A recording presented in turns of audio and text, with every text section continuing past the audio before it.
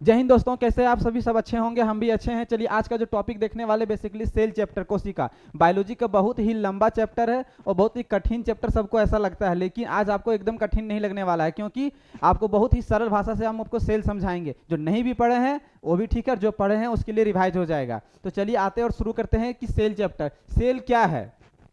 सबसे पहले cell chapter पढ़ेंगे तो सेल क्या है। सेल क्या है? जैसे सबसे छोटा इकाई हमारा जो बॉडी है, हमारा जो बॉडी बना हुआ है उसका सबसे स्मॉलेस्ट यूनिट है, स्मॉलेस्ट यूनिट है, यूनिट सेल। सर ये स्मॉलेस्ट यूनिट का बात करने का मतलब क्या होता है? जैसे एक घर है, घर को हम तोड़ देंगे तो सबसे छोटा टुकड़ा क्या बन के निकलेगा? ईंट निकलेगा, ईंट निकलेगा। आप बोलेंगे सर ईंट को भी तोड़ देंगे तो क्या निकलेगा? हाँ, उसमें बालू निकलेगा, कंकड़ निकलेगा, मिट्टी निकलेगा, कुछ लोहा कण, कुछ भी मतलब मिनरल्स निकलेगा। ठीक है, हम उसको भी तोड़ेंगे, लेकिन सबसे छोटा नॉर्मली तोड़ते हैं तो क्या निकलता है? ईंट निकलता है, ईंट निकलता है। तो वो ईंट क्या है? वही ईंट से क्या बना? दीवार बना। वही दीवार से क्या बना? चार दीवारी बना, फिर ढलाई कर दिया तो क्या बन गया? घर बन गया। उसी तरह जैसे एक पेज, ध्यान से समझिए, एक पेज को, बहुत सारा पेज को अगर हम सेट कर देंगे तो किताब बन जाएगा। किताब कब कहा जाएगा? जब एक बुक बहुत सारा पेज कर को अच्छा से नथ देंगे तो क्या कहलाएगा? वो बुक कहलाएगा। उसी तरह हम लोग क्या है? बॉडी है। तो हमारा सबसे छोटा जो है वो क्या है? यूनिट हमारा। हम किससे मिलके बने हैं? सेल से बने हैं। किससे मिलके? सेल से। अब सर सेल भी तोड़ते हैं? हाँ, सेल को तोड़ा नहीं था, सेल को जूम किया जाएगा तो उसमें क्या है, तोड़ भी देंगे तो उसमें क्या है वो देखते हैं। तो चलिए सबसे पहले आते हैं कि सेल। सर इतना छोटा अगर है तो कौन देखा? इतना छोटा है अगर सेल तो कौन देखा? तो सबसे पहले रॉबर्ट हुक ने इसको देखा था। किसने देखा था? रॉबर्ट हुक ने। रॉबर्ट हुक ने 1665 ईस्वी को ओक ट्री के छाल में, अरे भाई हमको ईंट कब दिखेगा? घर में पूरा पलस्तरा कर देंगे, सब कुछ कर देंगे, पेंट, तो ईंट दिखेगा? नहीं दिखेगा ना। तोड़ के देखना होगा, या तो जहां पे निर्माण हो रहा है, बिल्डिंग निर्माण हो रहा है, वहीं हमको देखने को मिलेगा, या तो टूटा फूटा बिल्डिंग में मिलेगा। तो उसी तरह ये सेल है ना, वो अपना माइक्रोस्कोप बनाया था, सिंपल सा माइक्रोस्कोप, उसको जूम किया तो उसको वो देखा, डेड सेल का खोज किया था। किसका खोज किया था? डेड सेल का। सर ये डेड सेल नहीं समझे तो सुनो सिंपली, डेड सेल सिंपली भाषा में समझ जाओ। जैसे ईंटा पकाते हैं तो पकता है तो वो मजबूत हो जाता है, और नॉर्मली कच्चा ईंटा रहता है, समझो। तो जो कच्चा ईंटा है वो क्या है? मरा हुआ है। अपना भाषा में जो भी समझना है, दोनों में डिफरेंस है ना, दोनों में क्या है? अंतर है, एक कच्चा ईंट और पका ईंटा में। तो सबसे पहले कौन देखा? घर अगर हम तोड़ेंगे तो क्या मिलेगा? एक पका हुआ ईंट मिलेगा, और नॉर्मली कच्चा ईंट रहता है, जहाँ पे भट्ठा होता है, ईंटा वाला भट्ठा होता है, वहाँ पे कच्चा ईंट होता है। तो उसमें डेड सेल दिखा, मतलब सर वो मरा हुआ कोशिका था, उसमें जान नहीं था, क्योंकि ये बार्क छिलका, चोकली जिसको बोलते हैं, पेड़ वाला चोकली में उसको देखा। ओके, चलिए अब हम थोड़ा सा टिश्यू सेल के बारे में बात करते हैं। सर जैसे सेल है, जैसे ईंट है, ईंट को जोड़ेंगे तो क्या बनेगा? बहुत सारा ईंट को जोड़ेंगे तो दीवार बनेगा, दीवार बनेगा। तो सर बहुत सारा सेल को जोड़ेंगे तो क्या बनेगा? टिश्यू बनेगा। सर सेल का हिंदी कोशिका, तो टिश्यू का हिंदी उत्तक। बोला हाँ।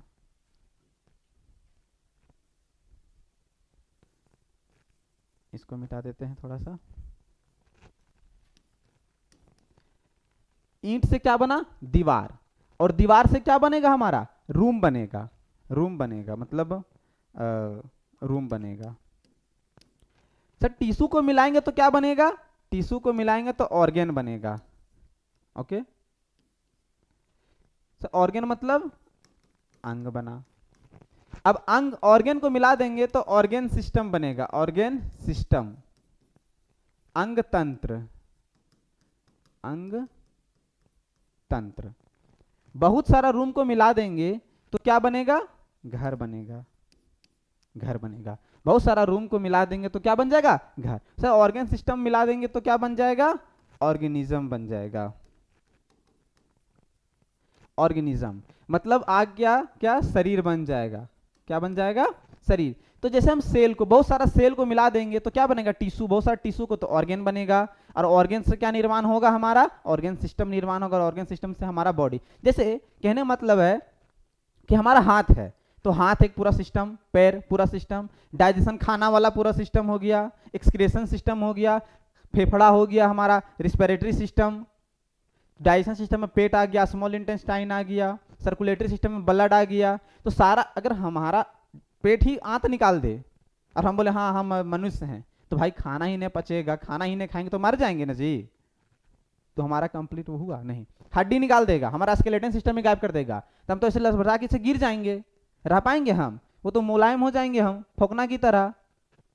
समझ में आया क्या समझाना चाह रहे हैं? सो स्केलेटन सिस्टम मतलब हड्डी कर निकाल दे तो हम तो मसुआ जाएंगे, ऐसे से मुलायम हो जाएंगे, खत्म, टाटा। तो सेल से ग्रुप से टिश्यू, टिश्यू से ऑर्गन, ऑर्गन से ऑर्गन सिस्टम, और ऑर्गन सिस्टम से ऑर्गेनिज्म बनता है। ओके, चलिए अब हम आगे देखते हैं।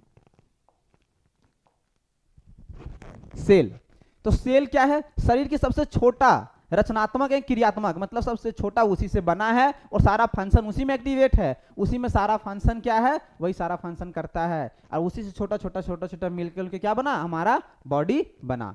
स्टडी ऑफ सेल, तो सेल का स्टडी को क्या कहते हैं? एक्चुअली जो सेल है उसका टेक्निकल नाम क्या है? साइटो। साइटो का मतलब क्या होता है? सेल। Cytoplasm, cell. और सेल का मतलब छोटा सा रूम।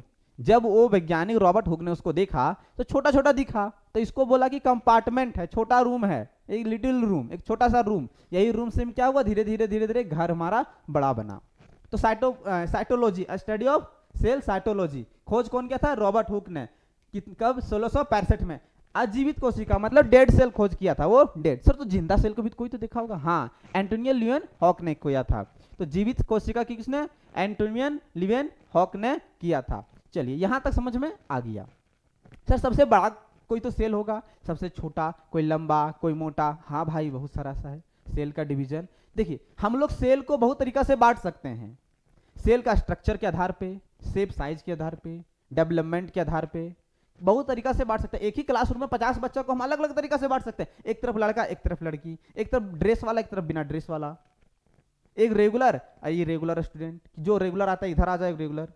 हाइट के आधार पे, कलर के आधार पे, होमवर्क जो करता है उसके आधार पे, बहुत सारा हम आधार पे बांट सकते हैं। सेल को बहुत तरीका से बांटा जा सकता है, शेप के आधार पे, साइज के आधार पे, डेवलपमेंट के आधार पे, यूज के आधार पे, अपना मर्जी है।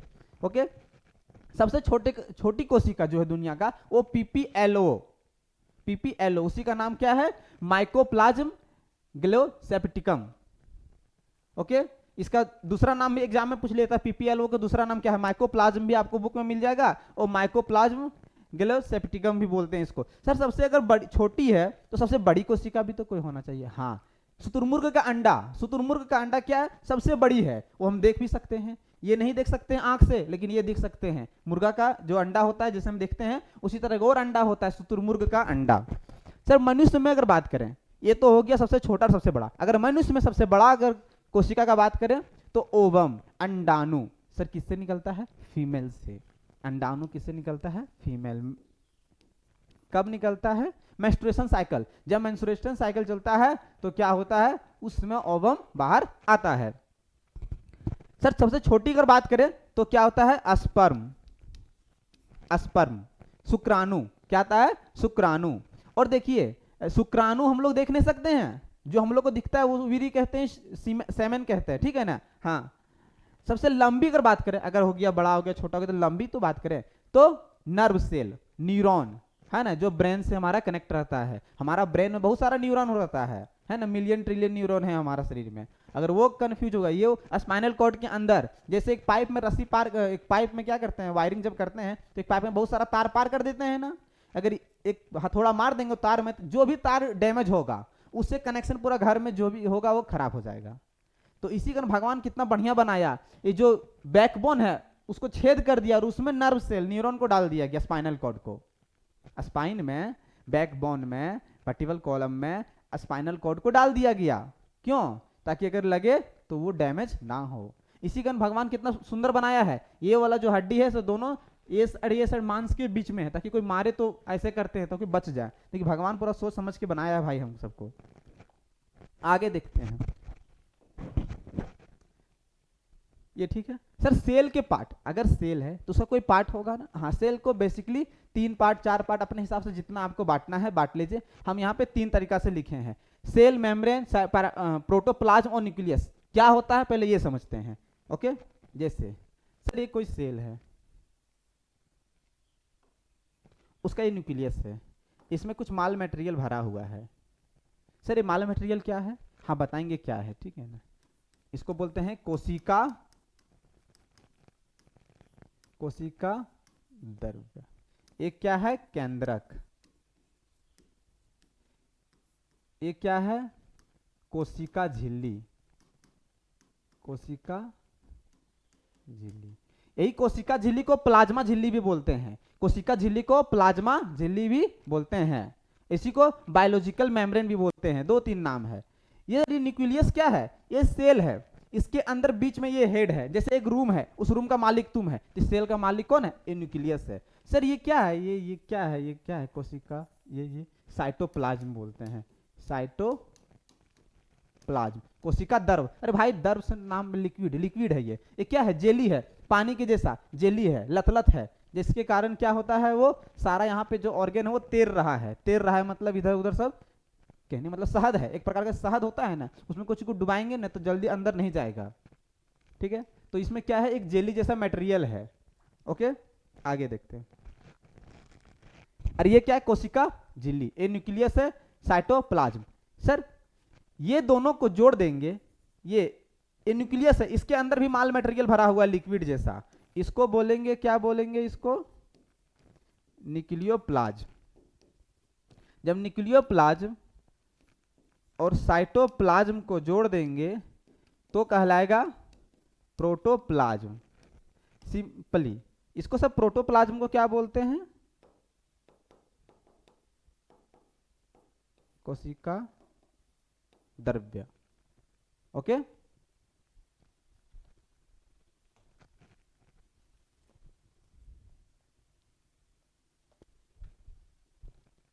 चलिए, न्यूक्लियोप्लाज्म और ये वाला दोनों को जोड़ देंगे तो क्या बोलेंगे? जीव द्रव्य।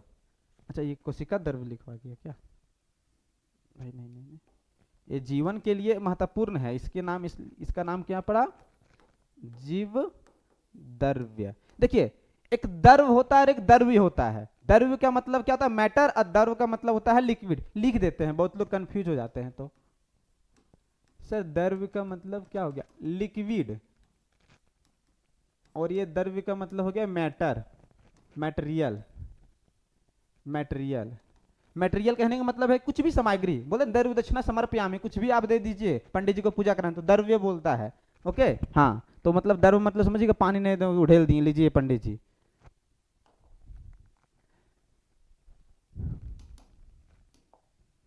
तो सेल मेम्ब्रेन हो गया, सेल मेम्ब्रेन को ही प्लाज्मा मेम्ब्रेन या तो बायोलॉजिकल मेम्ब्रेन भी बोलते हैं। कोशिका झिल्ली आप बोल दीजिए, है ना, या तो प्लाज्मा झिल्ली, प्लाज्मा झिल्ली, इसी को बायोलॉजिकल मेम्ब्रेन, बायोलॉजिकल मेम्ब्रेन भी बोलते हैं। दूसरा प्रोटोप्लाज्म, प्रोटोप्लाज्म साइटोप्लाज्म और न्यूक्लियोप्लाज्म दोनों का द्रव को क्या करते हैं? मिला देते हैं, तो क्या बन जाता है? जीव द्रव्य बोल जाता है। न्यूक्लियस जो केंद्रक, हेड मास्टर, हेड रूम का क्या है? हेड। अब आगे चलते हैं। सब प्रोटोप्लाज्म जीवन की भौतिक इकाई इसको बोलते हैं, जीवन की भौतिक आधार है ये। भाई अगर प्रोटोप्लाज्म गड़बड़ा जाएगा तो सेल खत्म हो जाएगा ना। वो अंदर वाला पानी और बीच वाला न्यूक्लियस दोनों मिलके क्या बनाया? प्रोटोप्लाज्म। अगर यही तो मेन है सेल के लिए, बाकी तो वो झोला, जैसे एक झोला समझिए, झोला क्या है? उसमें बहुत सारा सामान डाला हुआ है, बहुत सारा सामान डाला हुआ है। अगर सामान में निकाले तो झोला का कोई अस्तित्व रहा? वो तो झोला क्या करता है? बांध के रखता है सारा सामान को, जितना भी सामान है वो झोलवा क्या करता है? भर के रखते हैं। झोला क्या करता है? सब भर के रखता है। सामान हम लोग लाने जाते हैं तो अलग अलग प्लास्टिक में आलू, दाल, टमाटर, गोभी, मिर्च, धनिया अलग अलग प्लास्टिक में भर करके उसमें डाल देते हैं। अगर वही तो मेन है, घर का राशन क्या है मेन? वो झोला के अंदर माल मटेरियल भरा हुआ, झोला नहीं। झोला जाए जाए कोई दिक्कत नहीं है, लेकिन वो सामान खोना नहीं चाहिए। सर वैसे झोला जाए मतलब अगर झोला खो जाएगा तो दूसरा झोला तुम लाके काम चला सकता है, लेकिन सर झोला का भी महत्व है। हाँ है ना, झोला अगर फट जाएगा तो सब निकल जाएगा रास्ता में। कभी ऐसा हुआ है ना, झोला फट गया लाते लाते, कभी सामान पॉलिथीन में बांध लिया, ऐसे से घुमाते हुए लाए, फट गया, सब हवा में उड़ गया। जीवन का भौतिक आधार है क्या? प्रोटोप्लाज्म, जीव द्रव्य जिसको बोलते हैं। इसको पुरकिंजे ने और एच बी मोहल ने इसको खोजा था, दो वैज्ञानिक थे, है ना। पुरकिंजे और एचबी मोहल। जीवन का भौतिक आधार है ये, जीवन का भौतिक आधार। यहाँ वाला जो लिक्विड है सो और यहाँ वाला जो लिक्विड है, दोनों के क्या करेंगे, मिला देंगे तो क्या बनेगा, प्रोटोप्लाज्म। जीवों की सभी एक्टिविटी, मतलब जो यहाँ पे जितना भी जीवों का सभी जैविक क्रिया यही होती है, इसे ये सेल है भाई। एक रूम है समझ लो, तो एक रूम में तुम रहता है, तो रूम में है आलू है, दाल है, टमाटर है, गोभी है, पढ़ने वाला कॉपी किताब है, बाथरूम है, किचन है, बेड है, सारा। तो जितना एक्टिविटी तुम करेगा उस रूम के अंदर करेगा ना, तो जितना तुम्हारा all activity occurs in your room, जितना भी सेल में एक्टिविटी होगा, लड़ना, टूटना, फूटना, खाना, पचाना, प्रोटीन, एने वने, घूमने जने तने, जितना कार्य होगा सभी सेल के अंदर होगा। तो जितना इसका जीवों के सभी जैविक क्रियाएं, बायोलॉजिकल जितना भी फंक्शन यहाँ होगा सब इसी के अंदर होगा। सर इसमें क्या रहता है, तो 60 से 80% पानी रहता है। सर ये वाला तो पूरा पानी है ना एकदम, ये तो पूरा पानी ही है, और अंदर वाला भी पानी है, तो लगभग सब मिलाकर 60 से 80% क्या होता है, पानी होता है। सर जो बच जाता है वो माल मटेरियल होता है। क्या होता है वो माल मटेरियल जो भी बच गया, जैसे ऑक्सीजन हो गया, H2 हो गया, N2 हो गया, कार्बन डाइऑक्साइड हो गया, और भी बहुत सारा मटेरियल रहता है। ओके, यहां तक समझ में आ गया, आगे चलते हैं। सेल मेम्ब्रेन, जिसको प्लाज्मा मेम्ब्रेन भी बोलते हैं। जो सेल मेम्ब्रेन होता है ये वाला,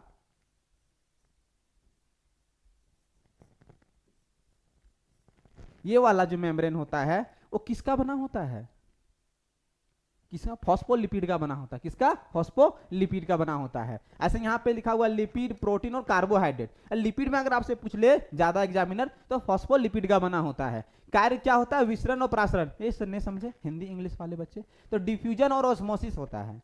डिफ्यूजन गैस और लिक्विड में होता है, और ऑस्मोसिस क्या होता है, बेसिकली वो सिर्फ लिक्विड में होता है। कहने मतलब है क्या सर ये समझ में नहीं आया, तो सिंपली समझिए, सिंपली बात को समझिए। सेल को जिंदा रहने के लिए भाई ऑक्सीजन चाहिए ना, पानी चाहिए ना, माल मटेरियल कुछ चाहिए ना उसको बाहर से, तो कैसे लेगा। तो ये जो मेम्ब्रेन है, ये जो सेल मेम्ब्रेन है या तो प्लाज्मा मेम्ब्रेन, ये सेमी परमेबल होता है। सर सिलेक्ट नहीं समझे, अरे भाई कुछ चीज को आने देगा, अंदर आने देगा, सब चीज को आने नहीं देगा। जैसे हम कपड़ा पहने हैं, सिंपली समझिए, कपड़ा, तो इस कपड़ा के अंदर क्या होगा, हवा अंदर घुसेगा ना रे, हवा क्या होगा, अंदर घुस जाएगा, लेकिन कचड़ा अंदर घुसेगा नहीं, घुसेगा, बचाएगा कचड़ा, लेकिन पानी चल जाएगा अंदर। सर हमको पानियों नहीं जाना है, तो रेनकोट पहन लो, रेनकोट में पानी अंदर नहीं जाएगा। तो हम इसमें छोटा छोटा छेद है, इस शर्ट में छोटा छोटा छेद है, क्यों है, हवा जाने के लिए। और रही ठंडा दिन में हम लोग जैकेट पहन लेते हैं, तो क्या करता है, बाहर ला हवा अंदर नहीं जा पाता है, और अंदर ला हवा बाहर नहीं आ पाता है। क्यों, क्योंकि वो जाने वाला रास्ता ब्लॉकेज है, कुछ नहीं आ जा सकता है। तो इसमें हवा सिर्फ आ जा सकता है, पानी आ जा सकता है, इतना बड़ा पत्थर आएगा तो जाएगा अंदर नहीं, चोट लग जाएगा अलग मैटर है। आगे देखते हैं सर एक नया चीज, सेल यहां तक बता दिए। सेल दो टाइप का होता है, एक प्लांट वाला अलग होगा और एक एनिमल वाला अलग होगा। प्लांट वाला अलग और एनिमल वाला अलग। तो जो सेल प्लाज्मा मेम्ब्रेन है वो ऑल सेल जितना सेल है सब में होगा, जितना सेल है सब में होगा, सब में होगा। ठीक है सर, नहीं समझे, जैसे देखिए हम लोग पेटी सामान लाते हैं, बोरा में सामान लाते हैं, तो पेटी में बहुत सारे जो माल मटेरियल दुकान में उतरता है तो सब पैकेट में पैक रहता है। लेकिन कुछ सामग्री ऐसा भी होता है जिसमें डबल लेयर का प्लास्टिक लगा रहता है, कभी देखे हैं। बोरा जब खोलिएगा तो एक प्लास्टिक का लेयर चिपका रहेगा, क्या है वो, प्लास्टिक वाला लेयर चिपका रहता है। इस चीनी वाला बोरा में क्यों रहता है ऐसा, ताकि पानी ना घुस जाए, पानी ना घुस जाए। ओके, दाल लाते हैं तो बोरा में भी एक प्लास्टिक लेयर लगा रहता है, तो वो लेयर तो सब में रहेगा, लेकिन एक अलग से जो प्लास्टिक बोट है, प्लास्टिक जो मोटा वाला प्लास्टिक है वो सेल वाल कहते हैं, और ये किस में होता है, सिर्फ प्लांट में होता है, सिर्फ प्लांट में होता है। नहीं समझे तो जैसे समझिए दूसरा भाषा में, हम लोग सामान लाने गए हैं दुकान, तो नॉर्मली एक तो पॉलीथीन में सारा सामान को भर के देगा, आलू टमाटर गोभी मिर्चा सब बांध कर एक झोला में दे देगा। हमको लगा नहीं ये टूट जाएगा, तो हम लोग एक और झोला, एक्स्ट्रा झोला लगा दिए उसमें, और एक और पन्नी को डाल दिए, पॉलीथीन को, जिसको फिनफिनिया बोलते हैं। तो वो क्या हुआ, एक मजबूत, भैया एक और दे दीजिए, मजबूत नहीं होगा। तो बस मजबूती प्रदान करने के लिए, पेड़ पौधा को मजबूती प्रदान करने के लिए सेल वॉल एक अलग से लेयर होता है। सर जैसे ये वाला जो लेयर होता है, तो ये वाला कौन सी का बना होता है? आजकल मार्केट में जो झोला चल गया है वो फुजुक से टूट जाता है, तो हम लोग क्या करते हैं, एक पॉलीथीन वाला झोला अलग से ले जाते हैं घर से, मजबूत झोला ले जाते हैं। हाँ, क्योंकि वो कपड़ा का रहता है, वो झोला कागज का लगभग रहता है बना हुआ, तो वो गल जाएगा, टूट जाएगा। छोटा छोटा हल्का फुल्का सामान लाने के लिए है, हम लोग कपड़ा वाला झोला लेकर के जाएंगे। क्यों? क्योंकि वो मजबूत होगा, और वो मजबूत होगा तो टूटेगा नहीं, क्योंकि कपड़ा का बना हुआ है। तो ये किसका बना हुआ है? तो सेलवॉल बना होता है सेल्यूलोज का। सेल्यूलोज का याद रखिएगा, एग्जाम में पूछ देगा किसका बना होता है, सेल्यूलोज का। किसमें सिर्फ होता है? ये प्लांट, पादप में सिर्फ प्लांट वाला जो सेल होता है उसमें एक एक्स्ट्रा एक लेयर होता है। किसका बना होता है? ये सेल्यूलोज का बना होता है। सर सेल्यूलोज क्या है? सेल्यूलोज एक प्रकार का कार्बोहाइड्रेट है, कार्बोहाइड्रेट। अगर एग्जामिनर और डीपली करके पूछ ले, और डीपली करके पूछ ले कि किस प्रकार का कार्बोहाइड्रेट है, तो पॉलीसैकेराइड है। ये किस प्रकार का है? पॉलीसैकेराइड कार्बोहाइड्रेट है। ओके, पॉलीसैकेराइड कार्बोहाइड्रेट है। यहां तक बात समझ में आ जाना चाहिए, यहां तक कोई प्रॉब्लम, नो प्रॉब्लम होना चाहिए। सब पादपों को सुरक्षा एवं स्थिरता, मतलब मजबूती भाई, स्थिर मतलब स्टेबल, गड़बड़ाना नहीं है, हिलना डुलना नहीं है। जैसे छोटका पौधा होता है, वो इन्हें हवा में गिर ना जाए, तो उसके लिए एक अलग से झोंकू गढ़ देते हैं कि नहीं, एक अलग से डंटा गढ़ देते हैं, सपोर्टर। फंगस अगर सेल वॉल क्या सब में पाया जाता है? नहीं भाई, नहीं पाया जाता है। फंगस में पाया जाता है, जो फंगस फफूंद जिसको बोलते हैं, उसका जो सेल वॉल होता है वो काइटिन का बना होता है, याद रखिएगा, काइटिन का बना होता है। कीटों का बाह्य कंकाल किसका? पेक्टिन का बना होता है। हमारा जो बाल उल होता है उसमें कैरोटीन का, वो तो प्रोटीन का बात कर दी, सॉरी, फंगस के बारे में हम बात कर रहे हैं। तो फंगस जो होता है उसका जो सेल वॉल होता है वो किसका बना होता है? काइटिन का बना होता है। और कीटों का जो बाह्य कंकाल होता है वो पेक्टिन का बना होता है। और जो नॉर्मली जो प्लांट का होता है उसका जो सेल वॉल होता है वो किसका बना होता है? सेलुलोज। सर सेलुलोज का प्रयोग क्या है? कागज बनाने के लिए जो कागज होता है वो सेलुलोज का बना होता है। ओके, और जो हम खाना खाते हैं, तो जो खाना में फाइबर ज्यादा है, मतलब सेलुलोज ज्यादा है, उस खाना को खाएंगे तो हमारा पाचन बढ़िया रहेगा। जो जानवर सेलुलोज वाला खाना को खाएगा, चबाएगा, वो मीथेन गैस को रिलीज करेगा। ओके, सब जानवर मीथेन गैस को रिलीज नहीं करता है, जो सेलुलोज वाला खाना को खाता है वही मीथेन गैस बना के बाहर निकालता है। अब नेक्स्ट आया माइटोकॉन्ड्रिया। तो हम लोग नेक्स्ट वीडियो में, क्योंकि टॉपिक लंबा ना हो जाए, नेक्स्ट वीडियो में हम लोग देखेंगे माइटोकॉन्ड्रिया क्या होता है, और माइटोकॉन्ड्रिया से टॉपिक को स्टार्ट करेंगे। तब तक अपना ध्यान रखिएगा। जय हिंद।